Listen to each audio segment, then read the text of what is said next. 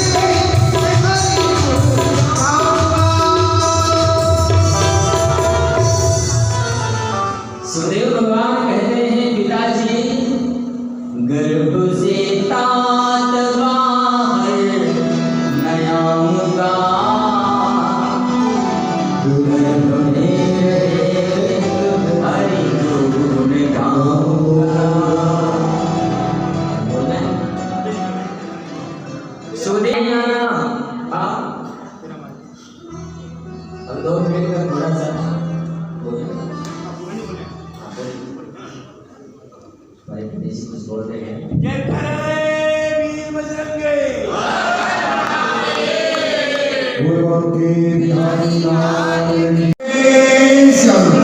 भगवान के बिहारी लाल की वंश विराजमान पर पूज्य जिनकी सानिध्य में ये कथा गंगा श्री कल्याण बह रही है।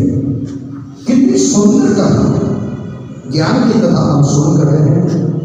कल मैंने एक आयोजन किया था मंदिर में, गुरु जी के आश्रम में। यहाँ किसी कन्या के घर में अब जाते हैं तो कुछ न कुछ लेके जरूर जाते हैं।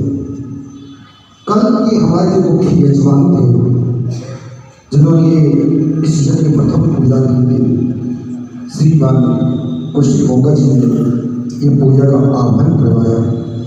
शुक्र जी महाराज को विराजमान किया। उन्होंने 5100 रुपये हमारे मंदिर की सेवा में दिया है। बोलो आपके बिहारी आज के मुख्य जो अतिथि है, मुख्य यजमान है, यजमान क्या कहें, समय जिन्होंने उनके पिता से श्रीमान स्वर्गीय गोपीलाल गहता जी ये दिव्य गुरु की असीम कृपा से ये पौधा लगाया। आज इस पौधे में सुंदर सुंदर वृक्ष की शाखाएं हैं जिसे जल डाल रहे हैं। आज इन्होंने जो है श्रीमद् भागवत की पूजा करी। इन्होंने भी 5100 रुपये हमें दिए। अभी इनका पौत्र श्रीमान भरत जी के पुत्र बाहर रहता है, जो बाहर से आ भी आई मुझे लगा है दक्षिण का मेरे दादा ही बेटा है, पुण्य कर रहा है तो पंडित हम सभी लोग। इन्होंने भी 2100 रुपये जो है इस यज्ञ में दिया है। बहुत अच्छी बात है, अच्छे संस्कार हैं, ऐसे संस्कार बने रहे। और हमारे विपिन वर्मा जी ने भी 2100 रुपये दिए हैं। राजधानी माता जो है शर्मा परिवार से हमारी बहन हैं, उन्होंने भी 200 रुपया दिए हैं। श्रीमान अमृत जी ने 500 रुपये दिए हैं। और सभी ने इस सहयोग दे रहे हैं। प्रसाद पूर्णिमा प्रसाद से आप लोगों का बड़ा सहयोग है। नवनीत प्रिया जो है अब मुझे वहाँ पे संकेत हो रहा है कि ज्ञान की बरसात हो रही है, तो माया की बरसात होती रहे। निवेदन है कि आप लोग जो है ऐसे पुण्य कर्म करें, धर्म के साथ रहें, धर्म का प्रकाशन करें। और धर्म में आगे कौन होता है, भाई निकल बता रहे थे कि माता बहन जो है ये धर्म से साथ जुड़ी होती है और हमेशा धर्म के साथ आगे रहते हैं।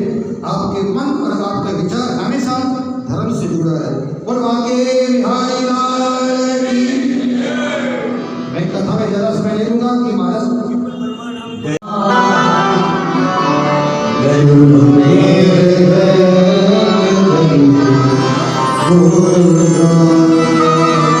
भगवान सुखदेव कहते हैं, माँ पिताजी मैं माँ के गर्भ को ही मंदिर बनाकर भजन करूँगा। और 12 साल तक गोविंद की कृपा से सुखदेव भगवान माँ के गर्भ में निवास करते हैं। और 12 साल के बाद निकलो तुम, संसार में तुम्हें भगवत प्रचार करना है। भगवान सुखदेव भगवान से नारायण से कहते हैं, प्रभु एक शर्त में मैं बाहर निकलूंगा कि जब मैं भूमि में बाहर जन्म लूं, बाहर आऊं तो एक पल के लिए आपकी माया मेरे पास नहीं आनी चाहिए, एक क्षण के लिए। साहब ये जीव जो है ना, जब माँ के गर्भ में होता है तो परमात्मा का दर्शन भी करता है, लेकिन जब बाहर निकलता है, भूमि में आया, और जैसे भूमि में आया उसने एक बार बोला कहाँ आया, माया ने घेर लिया उसे। साधु कहते हैं, भूमि परत भाढ़ावर पानी, जिम जीव ही माया लिपुटानी। माया ने अपने बंधन में बांध दिया। बोलो जय श्री कृष्ण।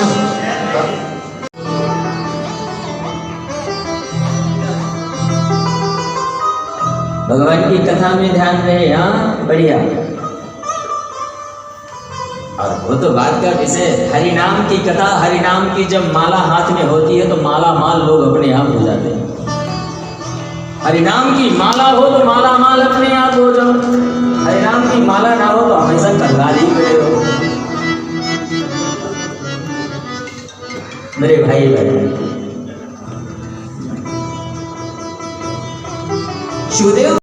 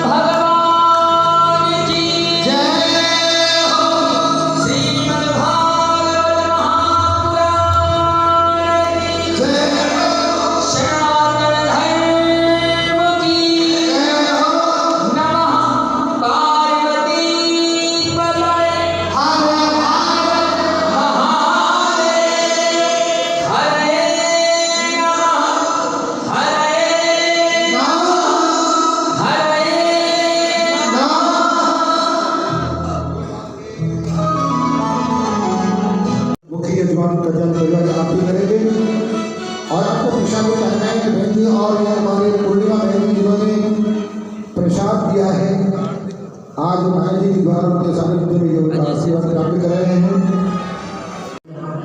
आज दूसरा दिन है, आपको कहते भागवत,